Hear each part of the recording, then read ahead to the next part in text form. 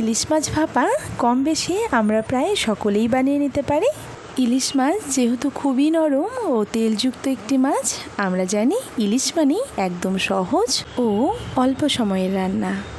তাহলে আর দেরি না করে শুরু করছি আজকের রেসিপি।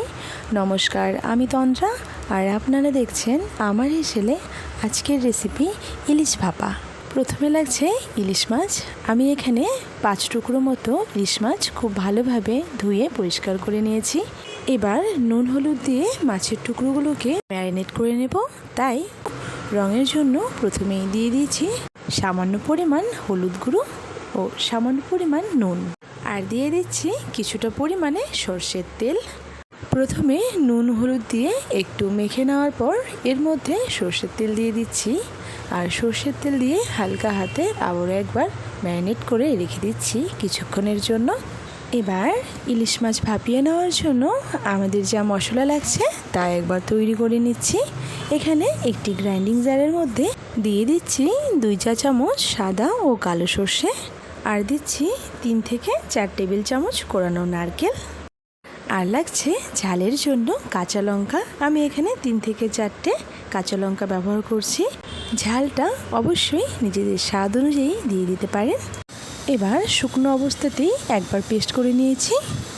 তারপর অল্প পরিমাণে জল দিয়ে একদম মিহি একটা পেস্ট করে নিয়েছি।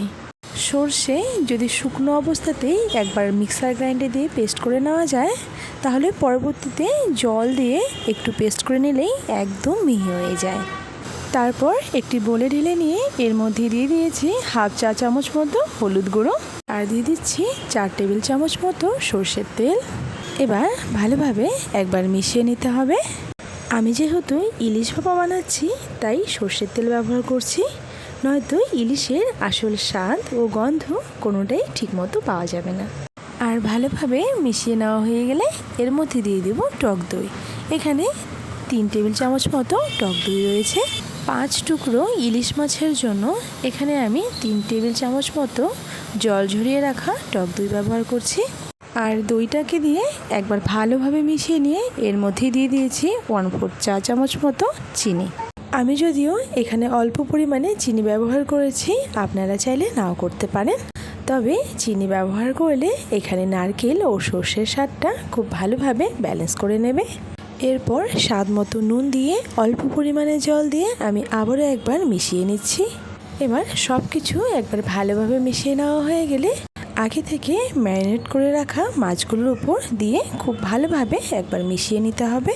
আচ্ছা, মাছগুলো ম্যারিনেট করে নেওয়ার সময় যেহেতু কিছুটা নুন ব্যবহার করেছিলাম, তাই পরবর্তীতে নুনটা ব্যবহার করার সময় অবশ্যই একটু খেয়াল করে ব্যবহার করতে হবে। এবার মাছটাকে ভাপিয়ে নেওয়ার জন্য এখানে একটি টিফিন বক্স নিয়েছি। আমি যদিও বা এখানে টিফিন বক্স ব্যবহার করছি, তবে আপনারা চাইলে কিন্তু নিজেদের সুবিধা অনুযায়ী অন্য কিছুর মধ্যেও ভাপিয়ে নিতে পারেন। এরপর নারকেল সর্ষের কিছুটা পেস্ট এর মধ্যে দিয়ে ওপর দিয়ে মাছগুলোকে খুব ভালোভাবে সাজিয়ে নিচ্ছি।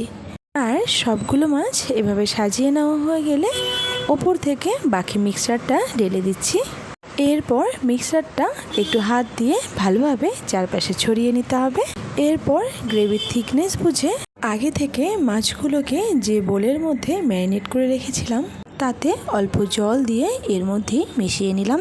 আর ওপর থেকে 2টি কাঁচা লঙ্কা চিড়ে আমি ভালোভাবে সাজিয়ে টিফিনের ঢাকনা বন্ধ করে নিলাম।